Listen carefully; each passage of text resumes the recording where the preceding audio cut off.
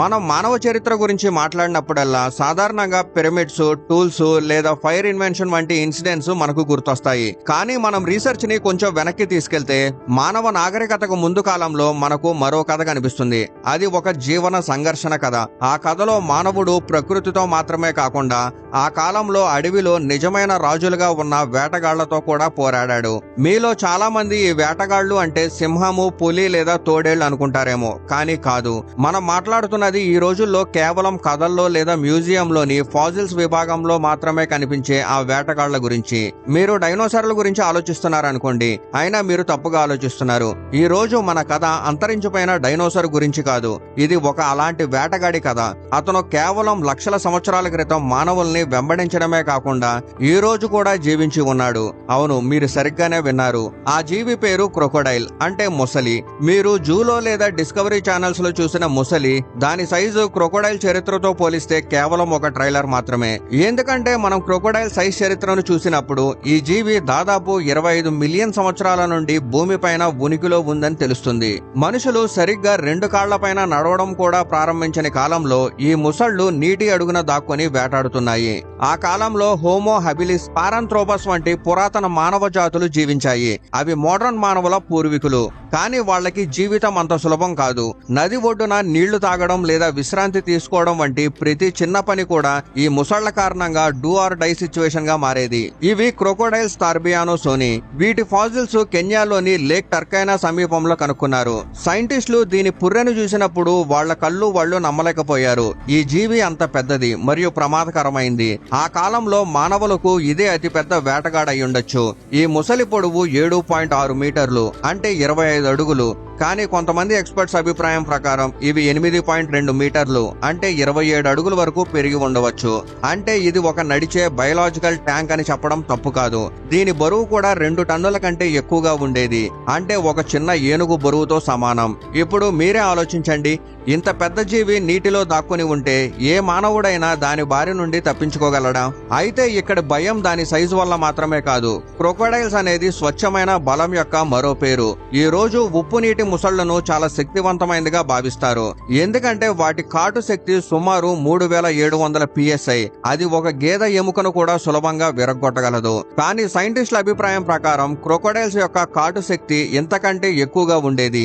ఒకవేళ ఎవరైనా దాని దవడల మధ్య చిక్కుకుంటే అక్కడి నుండి బతికి బయటపడడం అసాధ్యం. ఆఫ్రికాలోని లేక్ టర్కీనా సమీపంలోని ప్రాంతం ఆ కాలంలో చాలా పచ్చగా, సారవంతంగా ఉండేది. అక్కడ దట్టమైన అడవులు, నదులు, సరస్సులు ఉండేవి. దీని కారణంగా ఆ మొత్తం ప్రాంతం ఒక పోరాట భూమిలాగా కనిపించేది. అక్కడే మన పూర్వీకులు, అంటే ప్రారంభ మానవులు నివసించేవాళ్లు.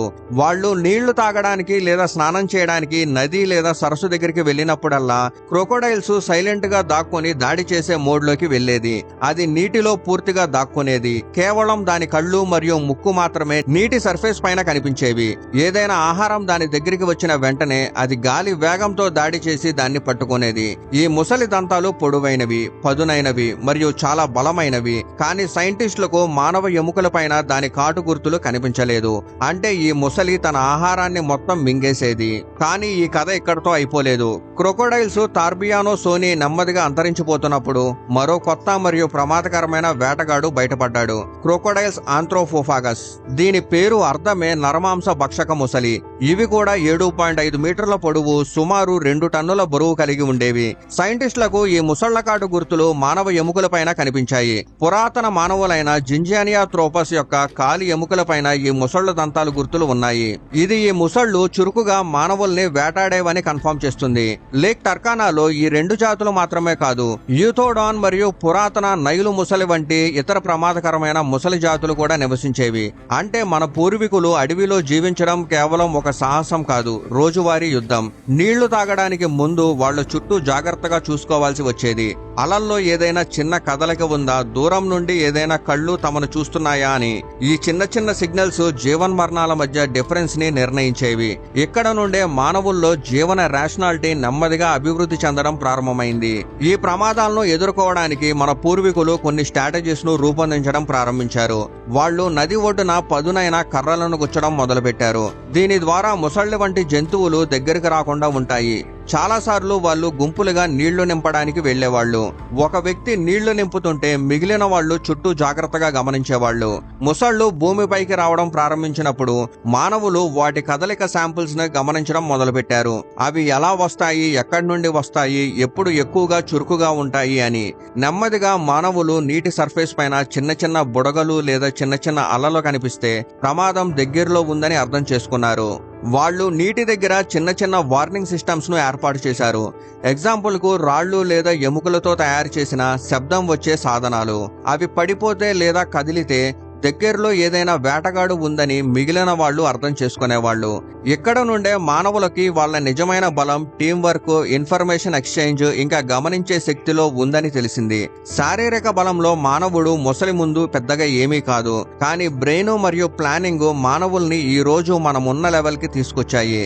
మరో ఇంట్రెస్టింగ్ విషయం ఏంటంటే క్రొకోడైల్స్ టార్బియానోసోని మరియు క్రొకోడైల్స్ ఆంథ్రోపోఫాగస్ ల తలపైన చిన్న చిన్న కొమ్ములు వంటి నిర్మాణాలు ఉండేవి. ఇవి వాటిని మైథలాజికల్ రాక్షసులుగా కనిపించేలా చేసేవి. ఈ కొమ్ములను బహుశా అవి సంభోగం కోసం లేదా తమ భూభాగాన్ని చూపించడానికి ఉపయోగించేవి. ఇంకా వీటి కళ్ళు కూడా ఈ రోజు ముసళ్ల కంటే చాలా డిఫరెంట్ గా ఉండేవి. ఇవి ఎక్కువ షార్ప్ గా మరియు రాత్రి టైంలో కూడా క్లియర్ గా చూడగలవు. దీనివల్ల అవి రాత్రిపూట కూడా వేటాడడంలో నైపుణ్యం కలిగి ఉండేవి. వీటి ప్రవర్తన కూడా ఈ రోజు ముసళ్ల కంటే ఎక్కువ దూకుడుగా మరియు భూభాగ ఆధిపత్యంగా ఉండేది. ఫాజిల్స్ నుండి లభించిన దంతాలు మరియు దవడ నిర్మాణం నుండి ఈ పురాతన ముసళ్ళు నీటితో పాటు భూమిపైన కూడా చురుకైన వేటగాళ్లుగా ఉండేవని తెలుస్తుంది. ఇంకా ఆహారం కొరత ఏర్పడినప్పుడు ఈ ముసళ్ళు భూమిపైకి వచ్చి కూడా వేటాడేవి. వీటి తోక అంత శక్తివంతంగా ఉండేది, ఒక ఊపులో పెద్ద జంతువుని కూడా కదిలించగలదు. కానీ ఇప్పుడు ప్రశ్న ఏంటంటే, ఈ జీవులు అంత శక్తివంతంగా, అంత ప్రమాదకరంగా ఉంటే అవి భూమి నుండి ఎలా అదృశ్యమయ్యాయి? దీని సమాధానం ప్రకృతి యొక్క ఒక సింపుల్ ఫార్ములాలో దాగి ఉంది. సర్దుబాటు చేసుకో లేదా నాశనమవ్వు, అంటే అనుకూలించు లేదా అంతరించు. కాలక్రమేణా వాతావరణం మారిపోయింది, వర్షాల టైము చెడిపోయింది, నదులు సరస్సులు కుంచుకుపోయాయి. ఈ పెద్ద మొసళ్ళు ఎప్పుడూ లోతైన నీటిలో నివసించేవి, కానీ నీరు తగ్గడం ప్రారంభమైనప్పుడు వాటి జీవనం ఒక సంఘర్షణగా మారింది. ఆ తర్వాత ఆహార కొరత ప్రారంభమైంది. పెద్ద శాకాహార జంతువుల సంఖ్య తగ్గడంతో ఈ భారీ వేటగాళ్లకు కడుపు నింపే ఆహారం దొరకడం కష్టమైంది. ఒక 2.5 టన్నుల బరువు గల జంతువు రోజంతా ఏమీ తినకపోతే దాని శక్తి అవసరాలే దానికి అతిపెద్ద శత్రువుగా మారతాయి. ఆ తర్వాత జన్యు పోటీ వచ్చింది. నైలు ముసళ్ళు వంటి చిన్న జాతులు లిమిటెడ్ రిసోర్సెస్ లో కూడా జీవించగలవు. అవి వేగంగా రీప్రొడక్షన్ చేసేవి, ఇంకా వాతావరణం మారినప్పుడు తమని తాము సర్దుబాటు చేసుకునేవి. నెమ్మదిగా ఈ జాతులు ఈ భారీ ముసళ్ల స్థానాన్ని ఆక్రమించడం ప్రారంభించాయి. చివరిగా ఒక అదృశ్యమైన కానీ అత్యంత శక్తివంతమైన మార్పు వచ్చింది: మానవ ప్రభావం. మానవుడు ఎక్కువగా ఆర్గనైజ్ అయ్యే కొద్దీ అతను న్యాచురల్ రిసోర్సెస్ ను కంట్రోల్ చేయడం ప్రారంభించాడు. నెమ్మదిగా నీటి ఒడ్డున నివాసయోగ్యంగా మరియు సురక్షితంగా మార్చడం ప్రారంభించాడు. అక్కడ చిన్న చిన్న గ్రామాలను నిర్మించడం మరియు ఆహారం, నీటిపైన కంట్రోల్ సాధించాడు. దీని కారణంగా క్రోకోడైల్స్ వంటి వేటగాళ్లకు స్థలం లేకుండా పోయింది. రిజల్ట్ గా అవి అంతరించిపోయాయి. ఈ రోజు కూడా ముసళ్ళు మానవులకు ప్రమాదంగా ఉన్నాయి. ప్రతి సంవత్సరం ఆఫ్రికా, భారతదేశం మరియు సౌత్ ఈస్ట్ ఏషియాలో 1000 మందికి పైగా ముసళ్ల దాడులో మరణిస్తున్నారు. కానీ ఆలోచించాల్సిన విషయం ఏంటంటే, ఒకప్పుడు క్రొకోడైల్స్, టార్బియానోసోని వంటి రాక్షసులు జీవించి ఉన్నాయి. ఈ రోజు ముసళ్ల కంపారిటివ్ గా చిన్నవి మరియు మేనేజబుల్. అయినప్పటికీ ఆ భయం, ఆ డౌట్ ఈ రోజు కూడా మనలో ఎక్కడో జీవించి ఉంది. ఇది కేవలం భయం కాదు, ఇది మన ఎవల్యూషనరీ మెమొరీ.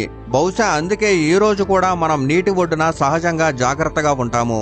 ఎందుకంటే ఈ కథ కేవలం ఒక అంతరించిన ముసలి కథ కాదు, ఇది ఒక ఎవల్యూషనరీ వార్ఫేర్ కథ. ఇక్కడ వేటగాడు మరియు ఆహారం ఇద్దరూ జీవించడానికి ప్రతి స్టేజ్ లో సర్దుబాటు చేసుకున్నారు. చివరికి గెలిచింది ఎవరు? అతి పెద్ద లేదా శక్తివంతమైన వాడు కాదు, కానీ అతని బ్రెయిన్, అతని అతిపెద్ద బలంగా మారిన వాడు అతను మానవుడు. కాబట్టి మీరు నెక్స్ట్ టైం ఏదైనా నది లేదా సరస్సు దగ్గరికి ఉన్నప్పుడు ఒక క్షణం ఆగి ఆ సైలెంట్ నీటి సర్ఫేస్ ని జాగ్రత్తగా చూడండి. ఎవరికి తెలుసు, క్రోకోడైల్స్ యొక్క జ్ఞాపకాలు ఎప్పటికీ ఏదో ఒక మూలలో ఉన్నాయేమో. ఈ రోజు వరకు, ఇప్పటి వరకు మీకు ఏ జంతువు చూస్తే ఎక్కువ భయం వేస్తుంది? కామెంట్ లో చెప్పండి.